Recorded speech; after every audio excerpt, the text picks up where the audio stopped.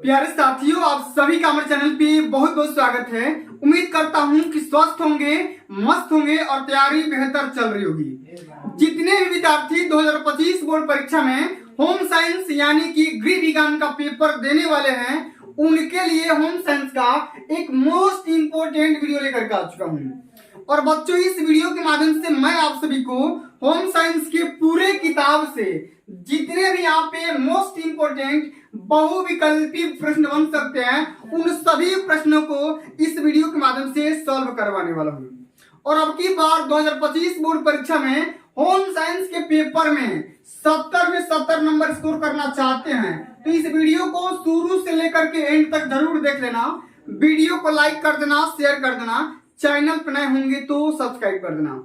आइए बच्चों, बिना टाइम को वेस्ट किए इस सेशन की शुरुआत करते हैं।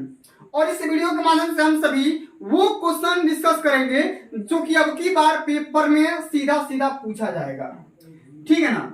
तो हमारा पहला यहाँ पे क्वेश्चन पूछा गया है, ध्यान से समझिएगा कि घर की सजावट के लिए सबसे अधिक आवश्यक है, मतलब कि घर को सजाने के लिए किस चीज की सबसे ज्यादा जरूरत पड़ती है, आपको बताना है। 4 ऑप्शन दिया गया है: सफाई, मूल्यवान कालीन, दुर्लभ कलाकृतियां या विदेशी फर्नीचर। तो बच्चों, और हम बात करेंगे तो घर को सजाने के लिए जो सबसे नेसेसरी चीज होता है वो होता है सफाई। यानी कि बिना सफाई का हमारा घर बिल्कुल बेकार लगेगा। इस बात को हमेशा याद रखना, ऑलरेडी कई बार पेपर में पूछा जा चुका है। इसी प्रकार से हमारा अगला जो क्वेश्चन दिया जा चुका है, ये वाला क्वेश्चन, कि शुद्ध जल कैसा होता है। शुद्ध जल होता है, कैसा होता है? रंगहीन, गंधहीन, स्वादहीन या ये सभी। तो भैया आप ही बताओ, जिन बच्चों को इसका राइट आंसर पता है कमेंट में भी इसका राइट आंसर बताते चलेंगे। तो शुद्ध जल कैसा होता है? रंगहीन भी होता है, गंधहीन भी होता है और साथ में स्वादहीन भी होता है। मतलब हम यूं कहें तो जो आपका जल होता है, पानी होता है, ठीक ना, क्या हो जाएगा? ये सभी हो जाएगा। यानी कि डी ऑप्शन आपका राइट आंसर होगा। ठीक है, उम्मीद करता हूं कि सारे क्वेश्चन समझ में आ गए होंगे। अब हम आगे बढ़ जाते हैं। अगला जो हमारा क्वेश्चन पूछा गया है, जरा ध्यान से समझिएगा।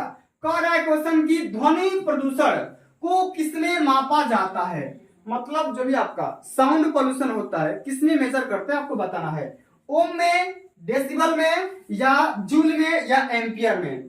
तो ध्वनि प्रदूषण को हम हमेशा डेसिबल में मापते हैं। इसकी यूनिट होती है डीबी। इसमें डीबी में भाई मापते हैं, इस बात को हमेशा याद रखना। ठीक है, कह रहा है क्वेश्चन की ऊनी वस्त्रों को धोने के लिए किसका प्रयोग किया जाता है। मुल्तानी मिट्टी, साधारण साबुन या रीठे का घोल या इनमें से कोई नहीं। तो भैया बात करेंगे ऊनी वस्त्रों की धुलाई करने के लिए हम रीठे का घोल का इस्तेमाल करते हैं। ठीक है, एक साबुन भी आता है, ठीक ना, इस प्रकार से आपको याद रखना है। चलिए अब आगे हम बढ़ जाते हैं। अगला जो हमारा क्वेश्चन पूछा गया है, जरा ध्यान से समझिएगा, ठीक ना। कह रहा है क्वेश्चन की प्रोटीन का मुख्य काम क्या होता है। मतलब हमारे बॉडी में जब हम प्रोटीन का सेवन करते हैं तो हमें कौन कौन सा लाभ मिलेगा। तो शरीर की वृद्धि तथा विकास होगा, ऊर्जा प्रदान करना या अस्थि निर्माण करना या हृदय गति सामान्य रखना। तो भैया बात करेंगे प्रोटीन के बारे में। तो प्रोटीन का मेन काम ही होता है कि हमारे बॉडी का ग्रोथ करवाए, साथ में डेवलपमेंट कराए। ठीक है ना, और यह विकास सर्वांगीण होना चाहिए। ठीक है, तो हमारा पहला ऑप्शन यहाँ पे राइट आंसर हो जाएगा। ठीक है, अगला हमारा क्वेश्चन क्या दिया है, ध्यान समझिएगा कि हंसुली की अस्थि भंजन। कह रहा है कि हंसुली की अस्थिभंग होने या टूटने पर बांधेंगे।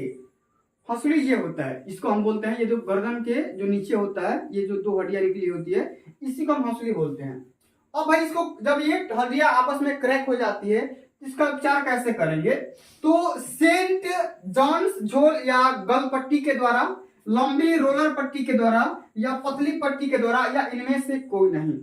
हम इस्तेमाल करेंगे गल पट्टी के द्वारा, यानी कि ऑप्शन नंबर हमारा पहला यहाँ पे राइट आंसर हो जाएगा, सेंट जॉन्स झोल के माध्यम से।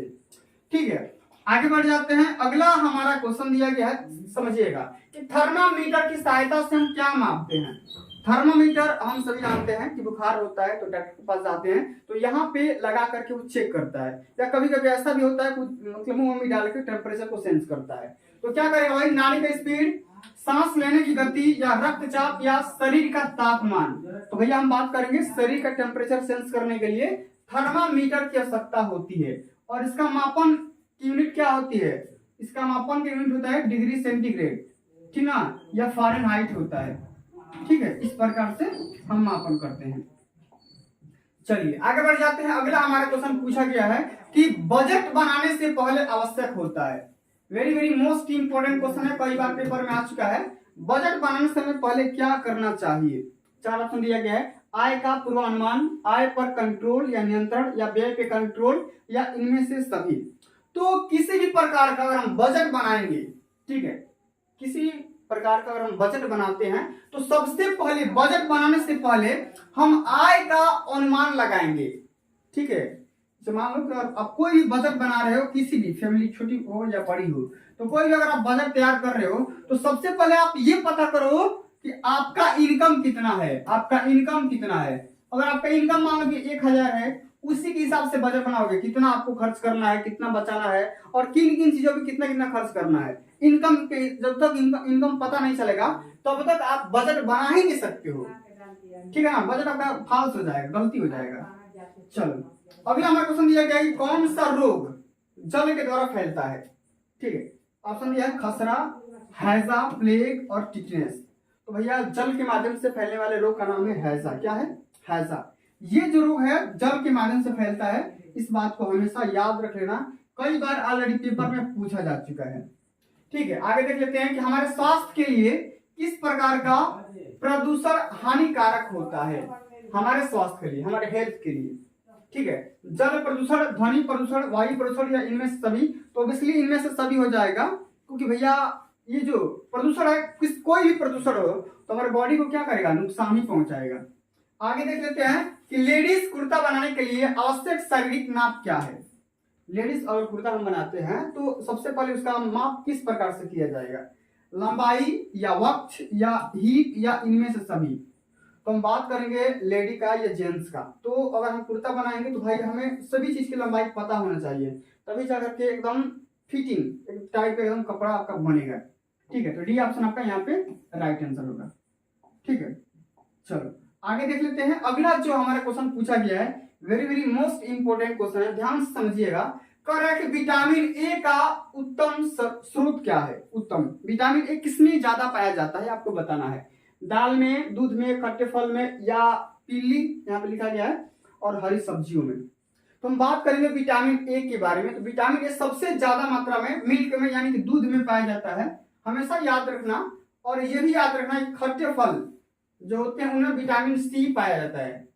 ठीक है, विटामिन सी पाया जाता है, कई बार पेपर में पूछा जा चुका है। इंपोर्टेंट ये भी क्वेश्चन है कि विटामिन सी का स्रोत क्या है, तो खट्टे पदार्थ या खट्टे फल आपको लगाना है आंसर। ठीक है, अगला हमारा क्वेश्चन क्या है कि अचल संधि पाई जाती है। अच्छा, संधि का मतलब जोड़, ज्वाइंट। ये देखो, ये जो संधि है इसको हम ज्वाइंट बोलेंगे, जहां से हमारी आपस में ये मोशन रोटेट कर पाता है। हड्डी बोल सकते हैं अचल संधि। अचल संधि मतलब ऐसी संधियां जो आपस में मूव नहीं कर सकती है। अब देखो यहाँ पे तो इसको हम चल संधि बोलेंगे, लेकिन यहां से लेकर के यहाँ तक, ये इसके और इसके बीच में जो आपकी हड्डी है, दिख रहा है ना, यहां से यहां तक, ये जो एक हड्डी आई है ना, ये इसको अचल बोलेंगे, ये आपस में मोशन नहीं कर पाएगी। ठीक है, और आप मेरे को बताओ कि अचल संधि कहां पर पाई जाती है? कंधे में, कोहनी में, खोपड़ी में और घुटने में। तो हम बात करेंगे अचल संधि। तो भाई ये वाली खोपड़ी में, खोपड़ी की जो भी हड्डियां होती है, अब बताना मेरे को खोपड़ी में कितनी हड्डियां होती है। ठीक है, तो ये हड्डियां जो होती है आपस में मूव नहीं कर पाती। अच्छा, कोहनी मत मार देना, ठीक है, कोहनी लगाओगे तो फिर ये गलती हो जाएगा। ठीक है ना, चलिए आगे देख लेते हैं। अगला जो हमारा इंपोर्टेंट क्वेश्चन पूछा गया है भाई कि एक सामान्य व्यक्ति का तापक्रम कितना डिग्री सेंटीग्रेड होता है या कितना डिग्री फ़ारेनहाइट होता है। तो सेंटीग्रेड में पूछेगा तो आपको बताना है 37 डिग्री सेंटीग्रेड। कितना? 37 डिग्री सेंटीग्रेड। लेकिन यही अगर आपसे फ़ारेनहाइट में पूछ लेगा तो आपको बताना है 98.6 मान लो, या अगर 4 भी रहता तो काम चल जाता, 98.6 डिग्री फ़ारेनहाइट। ठीक है ना, इस प्रकार से आपको याद रखना है। ठीक है, चलो आगे देख लेते हैं कि कौन सी बजट की मुख्य मद नहीं है। मुख्य मद मतलब कि मेन टारगेट। अगर हम कोई बजट बनाएंगे तो हमारा मेन मोटो क्या नहीं होना चाहिए। भोजन को रखेंगे, शिक्षा को रखेंगे, मकान या वस्त्र को रखेंगे, लेकिन फैशन या दुकान के लिए बजट में कोई पैसा नहीं होता है, ताकि आप फैशन करो या दुकान करो। ठीक है, चलो। मक्खी के द्वारा कौन कौन सा रोग फैलता है? तो मक्खी के द्वारा मलेरिया, प्लेग, हैजा या रेबीज। तो भैया हैजा नामक रोग फैल जाएगा मक्खियों के वजह से। अगला हमारा क्वेश्चन है कि गीजर की क्या उपयोगिता होती है? गीजर जो घर में लगाया जाता है क्या काम करता है? ठीक है, केक बनाने के लिए या पानी गर्म करने के लिए या ब्रेड बनाने के लिए या पानी को ठंडा करने के लिए। तो भैया ऑब्वियसली हम जानते हैं कि जो आपका ये गीजर लगा होता है, हम लोग के घरों में भी देखे होंगे, तो ये हमेशा बाथरूम में या वॉशरूम में हम कर सकते हैं। इसका काम ही क्या होता है? पानी को गर्म करना। क्या करना? पानी को गर्म करना। भाई ये पानी को गर्म करेगा, यानी कि भी ऑप्शन यहाँ पे राइट आंसर हो जाएगा। गीजर का मेन काम क्या होता है? पानी को गर्म करना। अब आगे देख लेते हैं कार्बोहाइड्रेट का स्रोत क्या है। मतलब कार्बोहाइड्रेट किसमें ज्यादा पाया जाता है? दाल, दूध, चीनी या संतरा। तो कार्बोहाइड्रेट किसमें पाया जाएगा भाई? तो चीनी में सबसे ज्यादा मात्रा में कार्बोहाइड्रेट पाया जाता है। ठीक है, चलो। संतरा में कौन सा विटामिन पाया जाता है? अभी मैंने बताया विटामिन सी पाया जाता है। दूध में विटामिन ए पाया जाता है। ठीक है, तो सारे क्वेश्चन को याद रखना है, पेपर में आएगा, छप देना है। ठीक है, मानव कंकाल में कितनी अस्थियां होती है? अस्थियां मतलब हड्डी, बोन्स।